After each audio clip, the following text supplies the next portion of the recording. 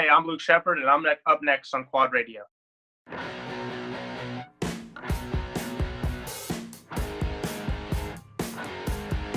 And welcome back to another great and exciting week of Quad Radio here in Quad Radio USA. I'm Rodney Tomlin, everybody, and today our guest, yep, you guessed it, LS himself, Luke Shepard is with us. And of course, first, I just want to say thanks to all the great sponsors that have helped make things possible, and some of our recent sponsors that have stepped up. In particular, I want to say thanks to 88 Live to Ride. Also want to say thanks to JSR Moto Designs.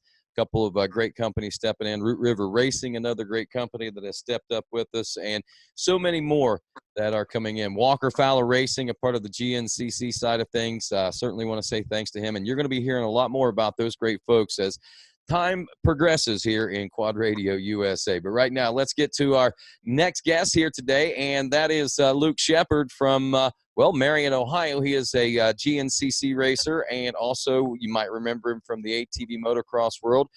And he might most notably be known as the husband of the three-time ATV motocross champion, Makin Shepard, a.k.a. I forget her even former name now. What was Manchak. Manchak, that's it. Isn't that crazy how time goes like that? At least we're not calling you Mr. Manchak, Luke. That's right. That's right. So how are things going up there in what I like to refer to the White Sands of Marion? I know it ain't quite winter yet, but you guys are getting ready to roll into it. We are into fall now. Hey, it's going pretty good up here. You know, the weather's been pretty good up here for racing season. We haven't got rained out of too many races except the last GNCC, so can't complain too much. And just living the life here in Old Marion, Ohio. So, man, that was a real bummer about the last GNCC. I don't know if you guys were packed up and ready to go. I was about 3 hours from there whenever I got the call, and I was like, ah! So I had to turn around and drive back home. But I was trying to get there a little bit early to help set up with TV and stuff. But regardless, I came back home, and I've sat for another 2 weeks anticipating the now final 3 rounds of the GNCC series. Yeah, we were packed up, ready to go. I actually stayed up all night the night before and put motors in the quads that we got back because we had to race the Heartland Challenge. So we were kind of last minute on getting motors to our father-in-law D at Rage, and we got them back. And I was like, you know what, I want to get these done, make sure everything's good on them. So I stayed up late, and then Thursday morning, our team owner Jason called me and was like, hey man, I got some bad news. It's canceled. I know you put in all that work, but you know, it is what it is. Everything happens for a reason, but when there's a race, we're ready to show up and go after it. There you go. And I like that attitude. And just real quick, for those folks that don't know who Luke Shepard is, tell us who you are. I'm Luke Shepard, 27 years old, Marion, Ohio. I'm owner of LS4 Custom Fiber Components. As you said earlier, my wife's Makin Shepard. She races the Women's Pro cross-country series, or Women's, what do they call it? WXC now. At the GNCC series, I race Junior A at the GNCC series on an ATV, and I also race XC3 Pro-Am in a UTV, which it's unfortunate that they're not having those back next year. But we got some big things in store with Stewart Boys Racing that we are working on that I think is going to be for the better. So I can't wait to share all that news too. Awesome, man. We'll talk a little bit about that later on. You're also, you have some, I guess, some background in ATV moto as well. Weren't you racing Pro-Am for a while there at ATV Motocross? Yeah, I raced Pro-Am for 2 years. I want to say 14 and 15. And then I took a year off and I came back and went back to the A class. And then, as most people know that know me from racing, crashed really bad at Unadilla. And that kind of put a hindering on my racing career, and that's why I got into the side-by-side thing. And then I started to feel healthy again and started just tinkering around on four-wheelers and got the offer from Stewart Boys Racing to ride a four-wheeler again. And this has been one of the best years I've ever had racing. I'm 11 podiums in a row right now, which I consider a podium a top 3. Man, it's been a phenomenal year. So, yeah, I can't ask for better. Well, Luke, I tell you, you've been around the racing scene how many years now? I think this is my 12th year at the Nationals. And like you said, you had a real bad get-off there. If I'm not mistaken, was it not over Sky Shot at Unadilla that nearly ended not just your career, but a lot of things for you that day? Yeah, I'm lucky to be alive, really, honestly. And actually the worst part about it is my wife was behind me. She wanted to follow me over the jump. I landed sideways. The wind caught me. Grayson Eller was in front of me. It caught him, and he was lucky enough to ride away from it, and I wasn't. And it hurt me pretty bad, but honestly, it hurt my wife more than it did me mentally, because she never could ride the same again. It just seeing someone that you love there hurt. Me, I joke about it to this day. I'll be like, there'll be a jump or something. I'll be like, hope I don't sky shot it, like when you don't remember it because I was unconscious, that it doesn't affect you, but those around you. And Digital Dave was right there. He was the first one to me when I crashed, and just everyone around me, because we're all just a close family of riders, and you don't like to see anyone else get hurt, but that's part of the sport. Every time you put on that helmet and gear, that's what it's about. And, we do it because we love it. We don't do it because we have to. So, and not getting into the details, but it was a close call for you. When you come that close to death like that, man, I guess, like you say, you don't remember it, so it makes it a little easier, I guess, to get back on the machine. Whereas, like you said, Megan remembers it. She saw it, so it made it a little tougher for her.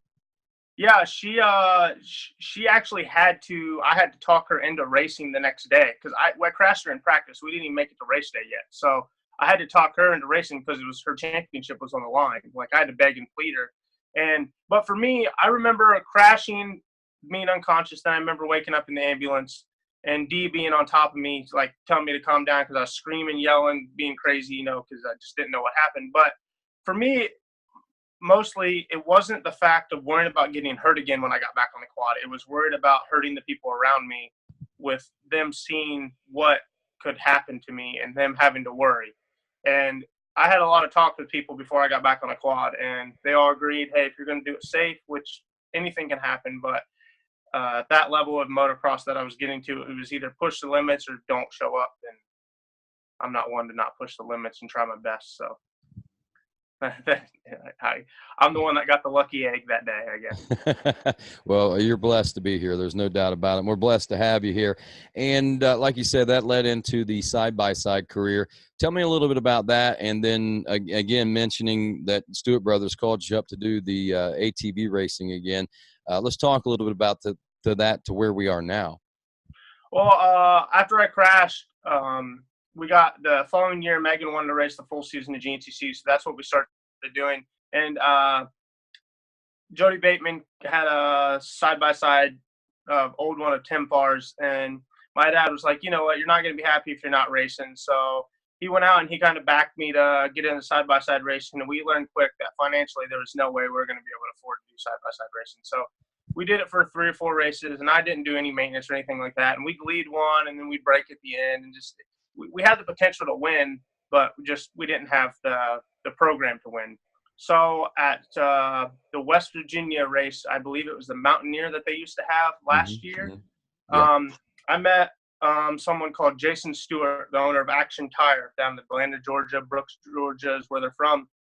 And he wanted me to make some parts that had never been made for the Raptor 125 through LS4 since I just started that company. So I made them the parts, met up with him, delivered it, and we just got talking about racing, and he said he was starting to think about making a team, and he asked what Megan and I were into, and it started out as just a small little, side help here and there, and now we're under their full tent, and they do everything they can for us to help them, to help us. So it's an amazing opportunity, because actually that race that I met him and we started talking about racing, that was our last race ever. Megan and I had already stopped racing quads because it wasn't financially stable, because LS4, we're putting all of our attention and money towards that. And that was the last side-by-side race I was going to do, and I was hanging up my career. Both of us were forever. And they stepped in, and thank God they did, because I'm having a blast right now. Man, that's amazing. I mean, I guess the sport wasn't done with you guys yet, Luke. That's fine. As long as the sport wants to keep us around and healthy, we'll take it all day long. That's awesome. Now, speaking of the sport, right now you're currently 13th in the Junior A class, which is, wow, what a class, man. That Junior A has 22 plus. There's a lot of talent, deep talent in that class. There is. The class is really fast. It's usually the largest line in the afternoon. I've realized something in the last 3 years of racing GNCC, and 50% of it is luck.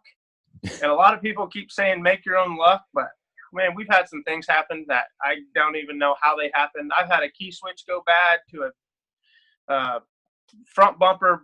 Oh man, it's been nuts. But these last few months, the last 2 GNCCs, and then all this summer break, we finally got all the bugs worked out, and I'm riding really good. And I'm kind of bummed that they canceled the New York GNCC, because I was gonna make a run there those last 4 races to get back up in the points. But we're gonna come at them hard. These last 3, we're showing up to win. That's the game plan. That's what we do every time we show up. And I'm more confident now than ever, because I know what I'm capable of. I know what the bike's capable of. I know I got 100% backing, no matter how hard I ride, crash, win, 5th, it doesn't matter. So it's going to be last fun 3 races. So hopefully that junior A class has been training, because I have. Awesome, man. I'm glad to hear that. And training will help your luck, hopefully, in some of those, well, whenever it's not mechanical issues anyway. Yeah. Now, looks like you are 8th in the UTV. What is that, UX3 class, I think it is? Yeah, we showed up the first round, and all these new machines come out, all these new Polarises, and all the new X3 Can-Am, and they're just amazing machines. So we had our old style Maverick from last year, and we showed up to the first round. And I think UX3 is the biggest class, is also in the UTV. So I'm dealing with the biggest class in that as well. And we came out second, 8th overall in that machine. We were so happy. We had a battle all the way to the end, but we realized at that moment that we were kind of getting out machined a little bit. So we put some more money financially towards that machine, trying to make it better. And we were running 3rd at Camp Coker, and we had a mechanical failure. So we go back and we regroup. We're like, you know what? We need a new machine, a better machine to keep up with these guys, so we're not beating on this one so hard. So we get that one, and we have another mechanical failure because we're working out bugs. It's brand new. We've never driven it. And then we go into break. So it's like once we get all the bugs worked out, we're the ones to beat, but that's the hardest part of racing. Everyone that races all the time knows that. Once you get your program dialed, Walker Fowler, for instance, I mean, those first couple years in his pro class, he was working out bugs, learning when to pace, and trying to figure out how Boric was going to pace off him. And once he figured out, look at him now, he is hard to beat. Yeah, that's a very, very interesting and good point. With 2 rounds left in UTV, what's the best you think you can do in that series? There's no reason we can't win. I think that with the car we have and the results that we put up driving it, we can win in it. So we just need to obviously not hit things, have a good start, and just push the car through its paces and get where we got to go without beating on the equipment too hard, and hopefully the luck's on our favor. Now you've done a lot of research, I believe, since the last round. You mentioned just getting back from the Heartland Challenge a few moments ago as well. Yeah, we raced the 4-hour Heartland Challenge, and man, can I tell you, 4 hours in the side-by-side through night, day, whoops, rough, motocross track. It's gnarly. Hayden Mickelson, pro ATV motocross rider, was my co-pilot, and he even said that was it's hard on the body, you know. And then we had to get up the next morning, and the 2 boys, Cooper and Charlie Stewart, Jason's sons, they raced, so we had to be up early for them. And then as soon as they got done, we hopped on the 4x4 pro team, and we raced again. Wow. So it was a lot of racing, but we podiumed everyone in our team. We had the girls team as well, that they had mechanical failures like I've had all year. Everyone's bike was breaking. But we podiumed in 4x4 Pro. We podiumed in Production Pro for the side-by-side. Yeah, I mean, it's been – I can't wait till next year. Let's just say that. We got it figured out. We're getting it figured out. I really hope to be there next year. I want to bring quad radio as a big part of that next year, but that's something we tried to work out this year, but it got in the works too, just a little bit too late. But nonetheless, we talked about this, I think, just leading into the interview and touched on it as well. After this season, there are no more UTV races. GNCC, the promoter, has announced that due to, I think it's insurance reasons, It's just too much of a liability, too expensive, and it's really hard to get an insurance company to do what they want, what they need to do. So they are foregoing the side-by-sides. Man, we got a lot of folks. That's displacing a lot of side-by-side racers, I think. But at the same time, I think that the side-by-side market's pretty healthy right now. So there's either a place to go or someone is planning on a place to go, I think. Yeah, if you're just a side-by-side racer, that's not a big deal for them because you can just go race another series. But when it comes down to someone like Team UXC, or our team, Short Boys Racing, we were there as a team, as a quad and a UTV market, and that really kind of throws a wrench in it because if I want to pursue my career in UTV racing and become a factory driver and do all that, I have to race the big races. Well, if the big races aren't where the quad races are, it's kind of separate. So you make a decision. Do you give up your quad career at the best time of your life and go pursue UTV racing that you're also decent at? And then, but that takes away from time with your race family. And my wife, she wants to make a run at the WXC Women's Championship. So it's kind of like we're stuck on it right now. But Jason and I are putting our heads together, and he'll do anything that is best for the team, and I will as well. And I think that for the better of the sport,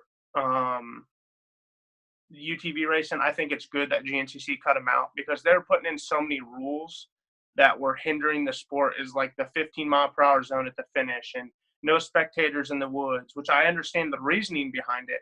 But the reason spectators come is to watch UTV racing. So if they can't go out in the woods and watch them, then they're not going to come anymore. And slowing people down, or when you're in that car to race, you're there to race. You're not there to slow down ever. When I get in that car, I'm not thinking slow down unless my brakes go out and I'm thinking, which tree am I going to hit to slow down? That's the only reason I'm thinking slow down. So I think it's good for the sport, and it's good for GNCC to get rid of the headache of them. And let's just move on, go racing.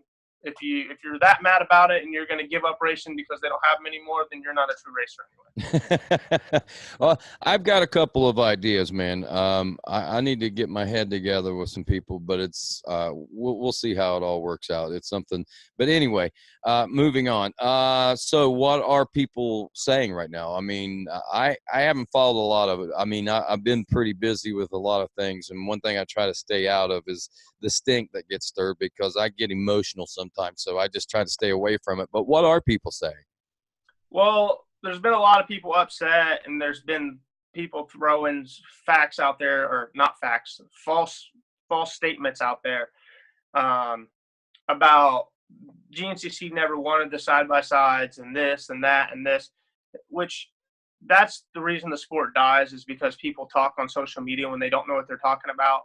If you know what you're talking about and you have evidence of what you're talking about, go ahead and post it online. Share it for everyone else so everyone's on the same page. But if you're just throwing stuff out there to stir it up because you're a hothead, just put your keyboard down, man. No one wants to hear it.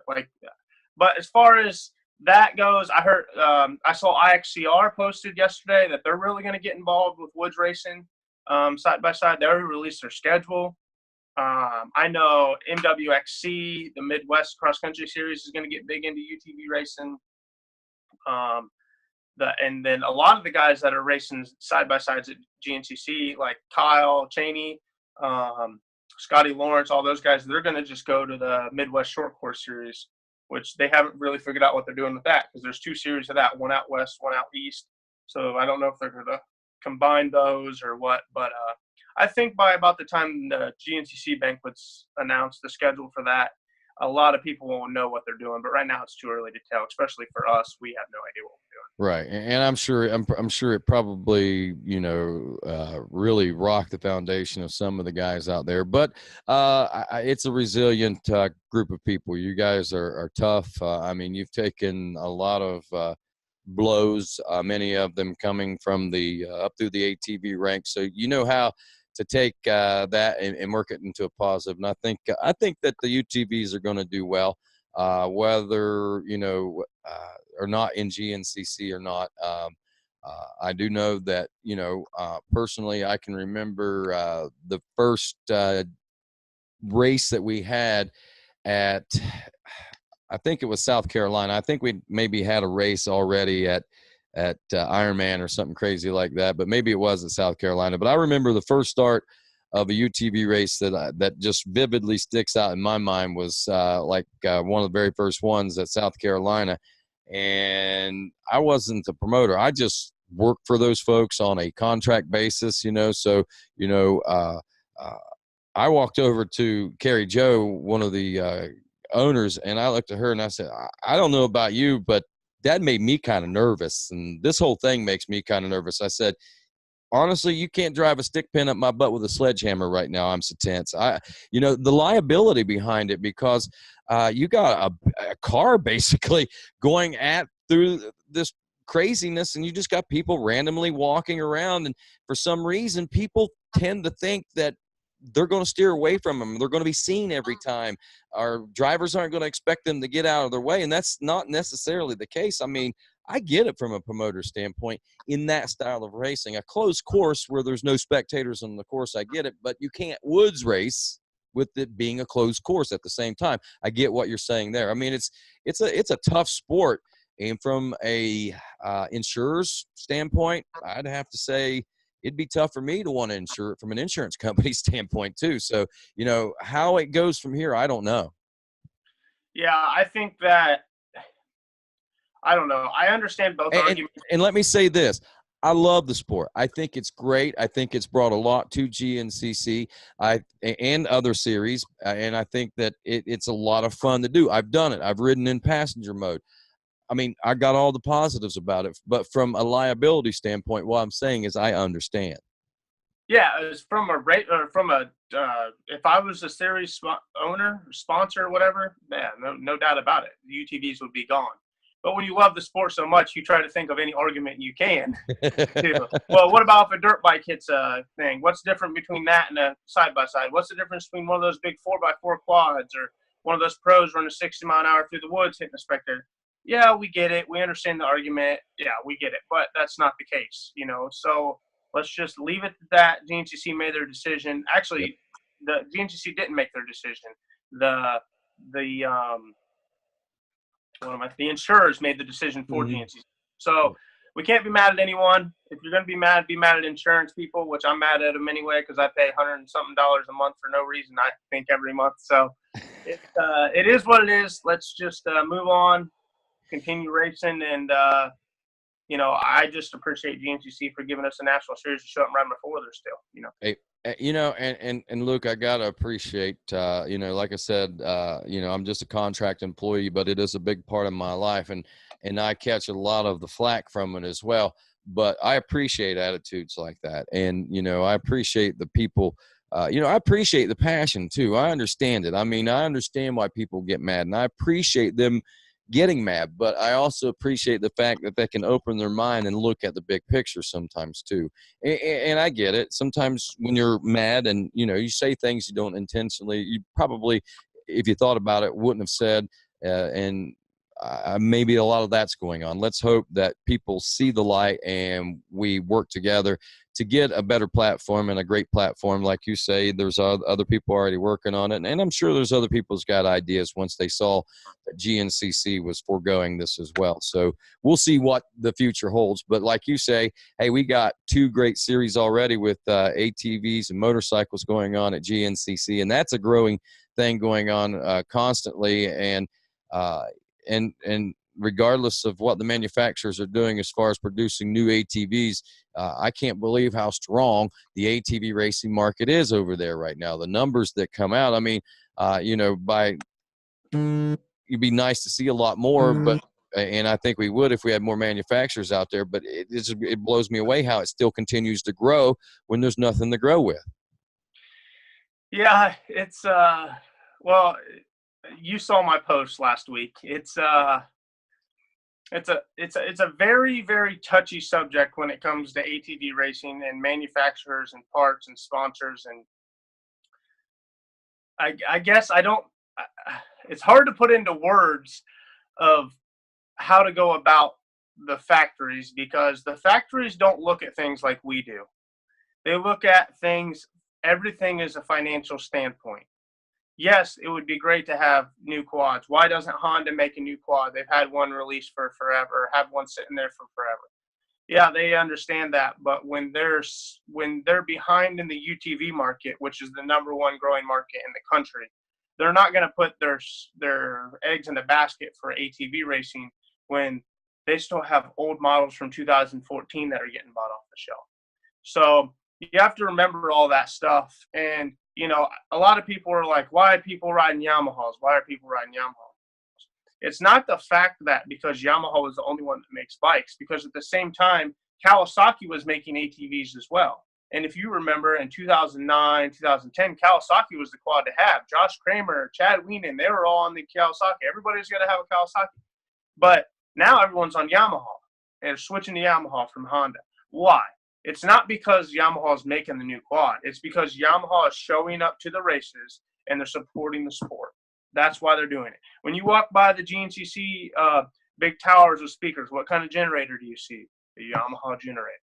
When you have a huge blow-up tent with side-by-sides and stuff sitting out there, what do you see? Yamaha. You don't see any other brand. You see factory KTM, you see factory Husqvarna, Beta, Gas for the dirt bikes, but you see nothing for quads. You see Yamaha. So it's that way in every aspect of buying parts, every manufacturer. If you see a company, and it should be that way, that's the absolute way it should be, because if your company doesn't support the sport, why support them? They're just there for $1. They don't care. Like there's so many companies out there that make parts for ATV racing that could care less about it at all. The reason that they do it is just because it's just a hobby for them. They just throw money at it and they're like, oh, maybe I'll make some back. When in all reality, most of those companies are making parts for something else, and that's their bread and basket. That's where they're making their money from. So when you're sitting there and you're a racer and you go to buy parts, like not everybody's sponsored, not everybody gets big discounts. You might get 10, 20% off, whatever it is. When you go to buy parts, look at somebody that's there, whether they're racing or they're setting up. Either way, it takes money to they're bringing money into the sport. Either way, especially if you have a sponsor that owns, let's say a graphics company, and he's showing up there and he's racing, he's putting money back into the sport, and he loves the sport so much that he's actually doing it himself. He's not just standing there collecting dollar bills. So I don't know. I could go on forever about that topic. It drives me nuts. No, I get it. And that's the passion part of it that I mentioned. And that's what I like. And I appreciate your opinions. I think, you got some valid points there. And I agree with a lot of it, Mm-hmm. And I hope, I just hope that the future holds for good things. And, I hope, like you say, Honda, I hope whenever they release their side-by-side on the heels of that will be a new ATV. There's no promise of that anywhere, but hey, you never know. They are back a little bit, back on the ATV motocross side of things. From what I understand, we may be seeing some support in a roundabout way in GNCC in 2019 as well. Looking for bigger things out of them. So we'll just have to wait and see. Time will tell the story, as I always like to say there, Luke. Yeah, absolutely it will. I mean, if the factories want to do it, they'll do it right, and they'll do it 100%. If they don't want to do it, you're not going to change their mind anyway. No matter what you do, who you are, how fast you are, it doesn't matter. They have to have the right mindset. They have to have the passion for it, and they have to have people. They have to have 50 other people on top of that one person that has the passion for it to keep that program running. So it just doesn't take one man's decision. It takes a group of people, just like it does to run a team. And if you're one of the top guys, just sit there and cross your fingers, or get a hold of the right people and tell them what you need. Tell them, hey, give them numbers. Don't just show up and say, hey, sponsor me, make a new four-wheeler. Show them the numbers. Say, hey, this is ATV GNCC racing has grown from this percentage to this percentage from here. And it's grown from here to here in this series and blah, blah, blah. Give them numbers and give them a reason to build a four-wheeler. Don't just post on Facebook, man, I hope Honda builds a new four-wheeler. Well, yeah, I'm sure they're sitting there reading your Facebook comment. If you're that passionate about the sport, if you're that passionate about ATV racing, get in contact with the right people. There you go. Good point. And just be persistent, I guess. Any parting shots before I let you go, my friend? Anybody you want to say thanks to? Any parting shots? I know it's rainy and we're just a few days away from going racing at High Point, but it's going to be a good one, I think. Yeah, I think it's going to be good. A little rain never hurt nobody. You know, it's the fall up north, so that's the way it is. But I'd like to thank Quad Radio for having me on, you, Rodney. All my sponsors that keep me going, Stuart Boys Racing mostly, LS4 Custom Fiber Components, if you haven't heard of us. We make cosmetic parts for ATVs, protection stuff, www.ls4fibers.com. Love to have your business. We take care of our racers. We're racers ourselves, and let's go GNCC racing. Let's do it. That's Luke Shepard. I'm Rodney Tomlin. This is Quad Radio.